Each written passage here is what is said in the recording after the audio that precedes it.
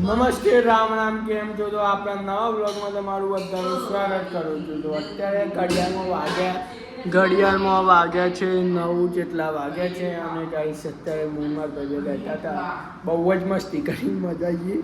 177માં problem થઈ ગયો બોલવામાં. તો માર ભાઈ રહ્યો ગાઈસ, શું કરું ચીલા બોલ. મોજ દરિયા. જીલભાઈ શું કહેવું તમારે? આય બાપરે વાત. તો ચલો ડાયરેક્ટ થોડી વાર પછી મળીએ. Enjoy the blog.